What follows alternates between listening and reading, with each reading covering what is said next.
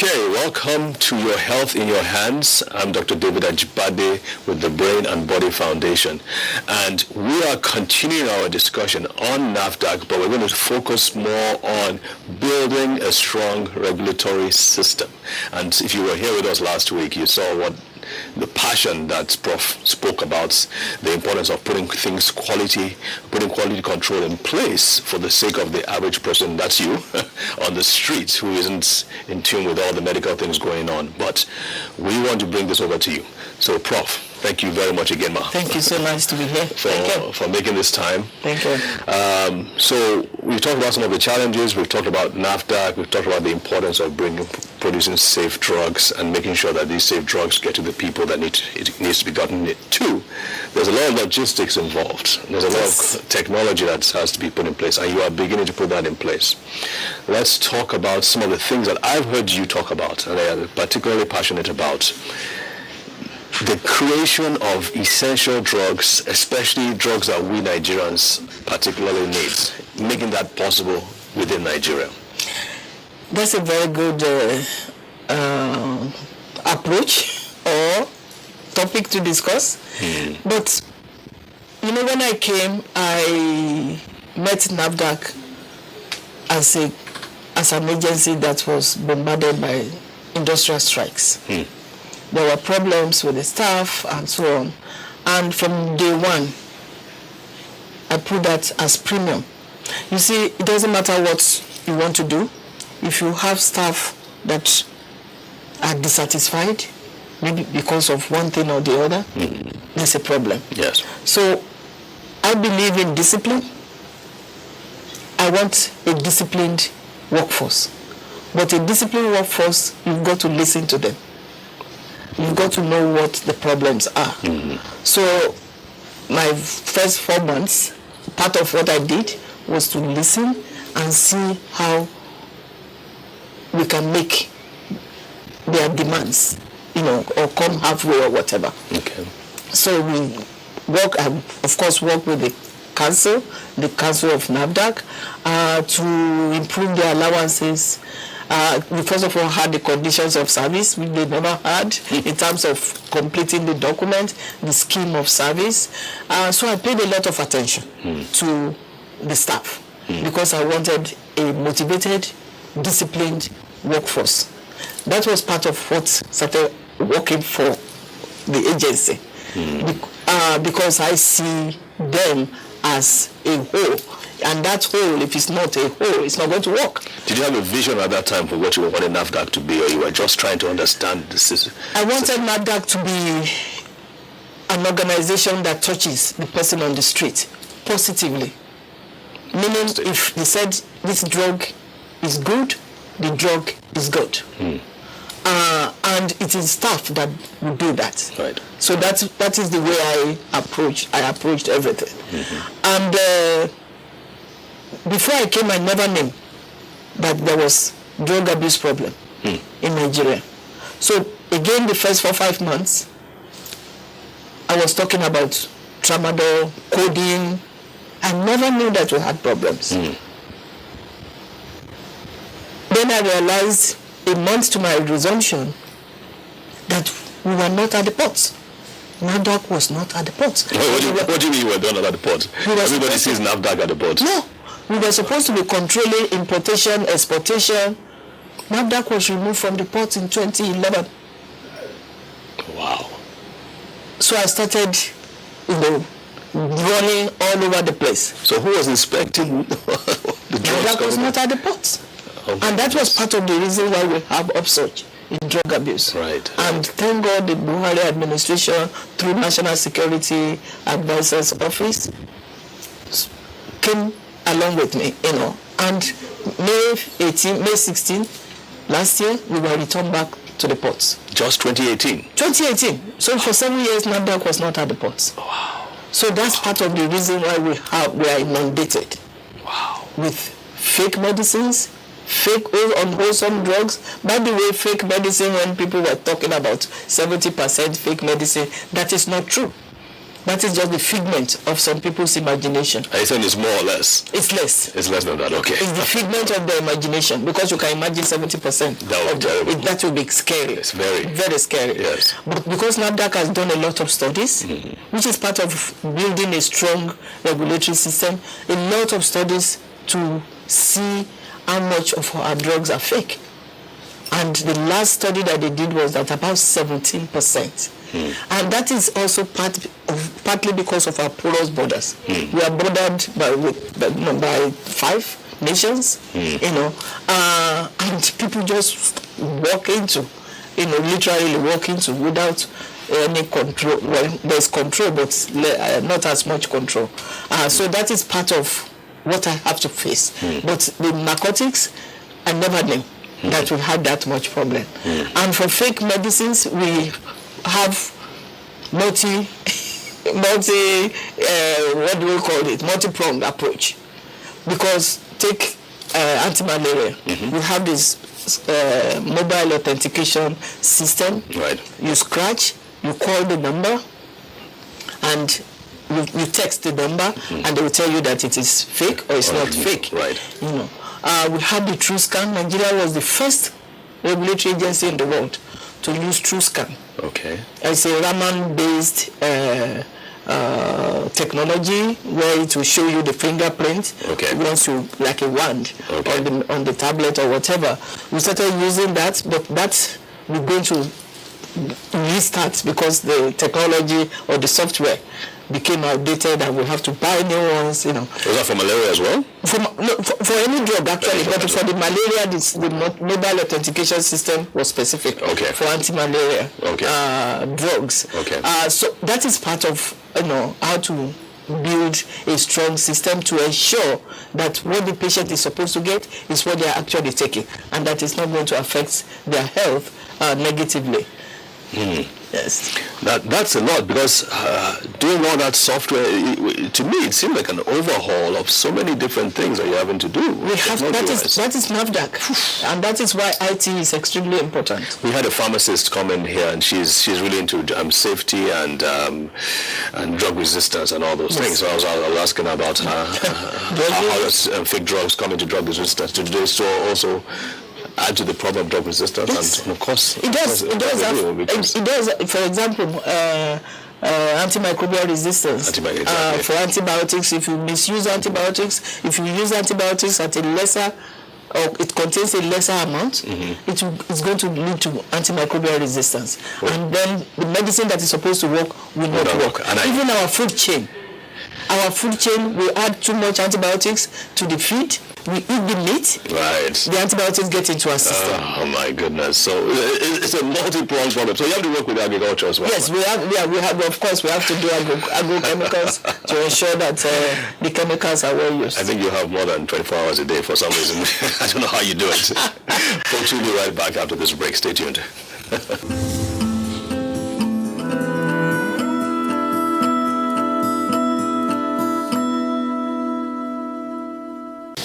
Welcome back. So, building a strong regulatory system in Nigeria under NAFDAC.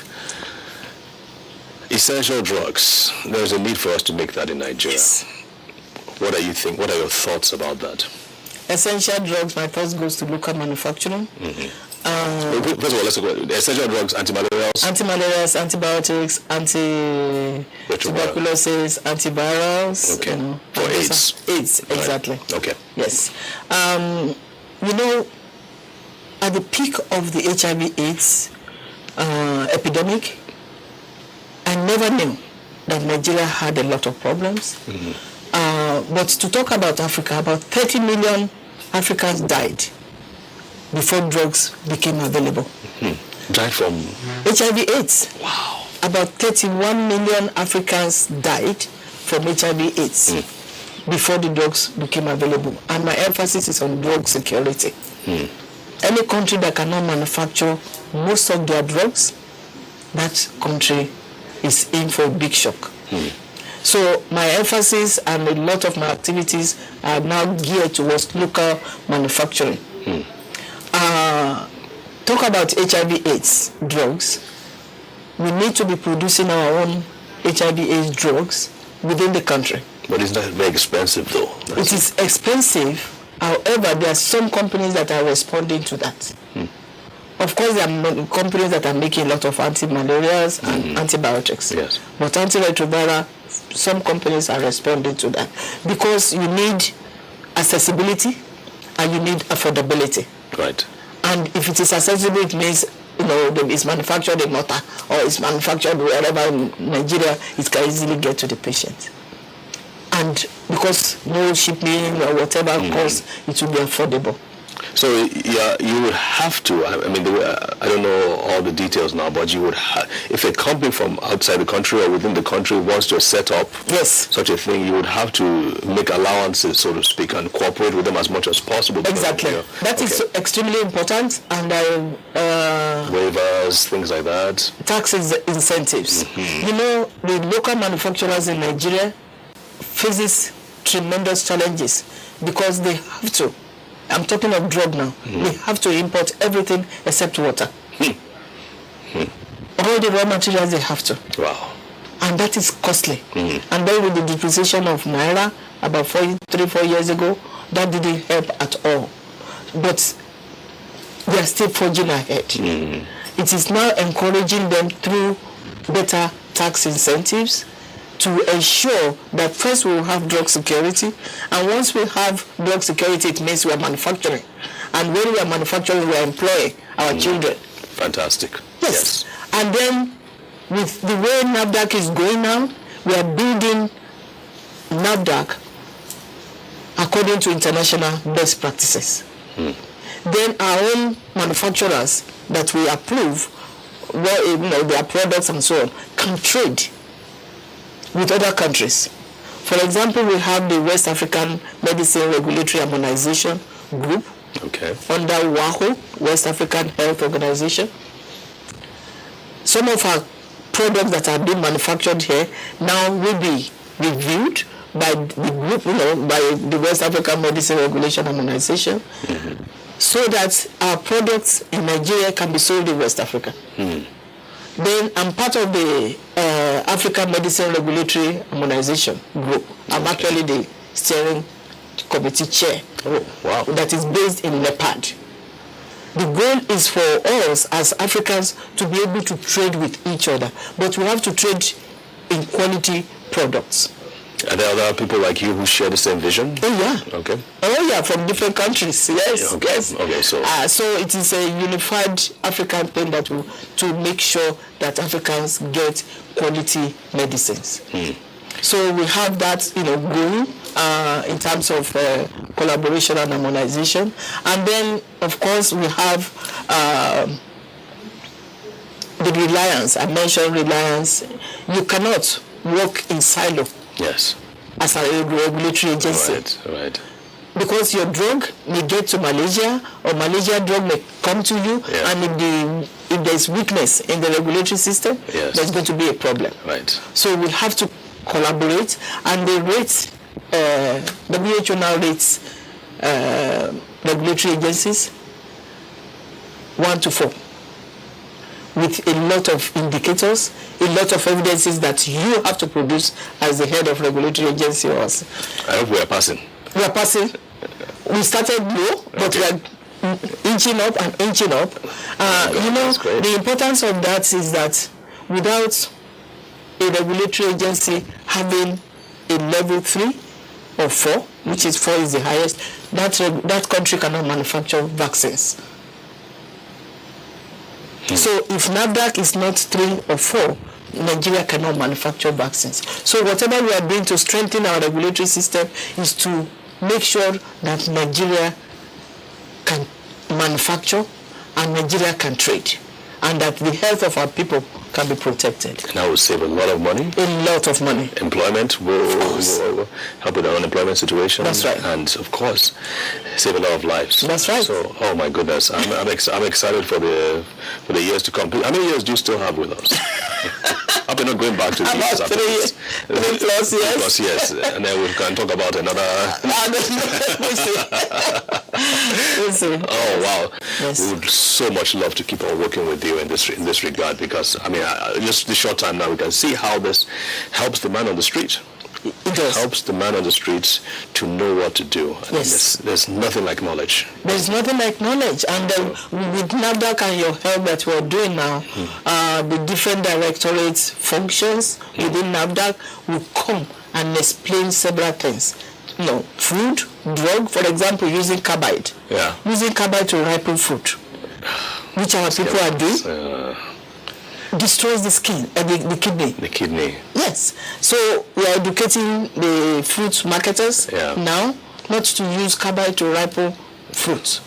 So you have to, it's not just education now, you have to put some strong, stringent measures in place. We have to we are putting stringent measures in place because we are taking samples of food from different markets and going back to the lab to test and see whether they are complying or not. We'll be right back after this break. Stay tuned.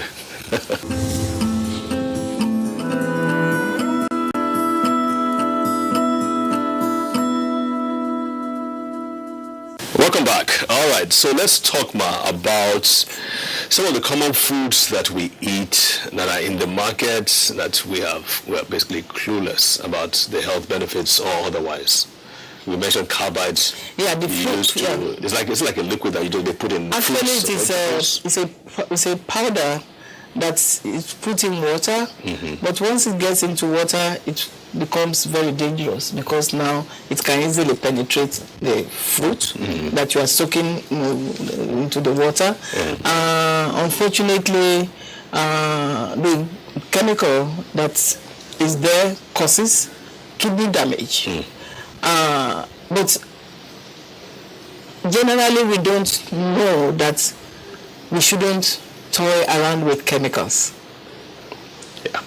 And sometimes we think the more, I'm not talking of carbide now, we think the more we use of a chemical, the better. No. The codex, which is an FAO standard indices, have stipulated the levels above which toxicity, side effects, and whatnot can happen. But we still don't have that culturally, that it is not the amount you use, but it's actual composition. It is making sure that you comply, and it is there on the label and whatnot. For example, about 6 weeks ago, I was in Kaduna talking with farmers, with my veterinary and allied products director actually. We were talking to our people, farmers, on how not to overuse agrochemicals because of the health implications. So that is how vast our own scope is. Right. But let's talk of day-to-day food. Right. Oil. Palm oil? The palm oil, yes. Palm oil has a lot of triglycerides. Any oil that can settle as semi-solid at room temperature will very likely settle or start building along the vessels or along the blood vessels. Really? Over time. Really? Yes. And once it's like a pipe, once the plaque that is caused from this buildup increases, the path for the blood to travel becomes less and less, and then there will be cardiovascular problems. So heart attacks, strokes, kidney disease, ischemic, stroke, and whatnot. Yes. Are you telling me that from food can actually, like palm oil that everybody uses? Yes, the palm oil is fine, but use it a little. Just use a little of it. I don't know. We don't know what you mean by a little because we cook our soup with. But it doesn't have to be flowing. It doesn't have to have layer of palm oil or oil on top of the effort. No, just use a little, and use vegetable oil a lot. So vegetable oil is safer. vegetable oil is safer, than palm oil. There's nothing wrong in using palm oil, but you just use a little of it. I've heard some people call palm oil a superfood. That's one of the most healthy. It's one of the healthiest things you can put in your body. To some extent, but after it becomes a problem. And because we black people, and again, I told you before we started the show, was that one of the reasons we started the show was to raise awareness about black people's propensity towards certain kind of conditions like cardiovascular disease. That's right. And we tend to get more atherosclerosis. Exactly. We tend to get our blood vessels blocked more often. We tend to suffer all these conditions. And now we're saying that in addition to that, which seems to be a genetic propensity, we also seem to have a cultural baggage. Health food baggage. Oh my goodness. Okay, so what else? Palm oil, we talked about palm oil carbide and then... Palm oil carbide, fat. Of course, fat from meat. From meat, okay. It's always good to defat your meat. Okay. Because those can cause even more damage to the vessels or cause blood blockage. I see. So it's best to eat chicken, lean meat as opposed to red meat. And of course, if we're eating lean meat, we need to take off the skin and the fat under the skin as well. Take fat under the skin. Okay. A lot of fish. People eat a lot of fish, which is good. Right. But the challenge with fish too, the toxicity and the chemicals. Wherever, depending on where they harvest it. Yeah. And also, part of agrochemicals, people use hormones. To make the reproduction better and whatnot. Even in Nigeria, they tighten that too. And we are now working on that, doing a study on the levels of hormone in fish. It's primarily testosterone we're concerned about in meat. But in fish, it's estrogen. Exactly. So it is something that is going to get into the body. Yes. And then before you know it, all sorts of things will start happening. So that is, another, it's not just that fish is healthy, but what type of fish. So we have to be very cognizant of that. Sugar, I love sugar, yeah. And then of course the starchy foods, the amala, the eba, the pounded yam. Exactly. The vegetable should ordinarily be more than the swallow. Yes. Yes. And of course meat, and then the starch. But with them, it's almost reverse. That we take a lot of starch and then a little meat and a little vegetable. But vegetable is extremely important. So clearly there's a lot of education that needs to go into, especially the topic of food. We're going to have to take some more time for that. That's right. So again, thank you so much for your service to the nation, Ma. We pray that you will accomplish everything that you have in your heart to do. Thank you so much. Thank you. Thank you. All right, folks, that's it for today. Thanks for joining us. Remember, this is Your Health in Your Hands. I'm Dr. David with the Brain and Body Foundation. Stay tuned for us next week. Cheers.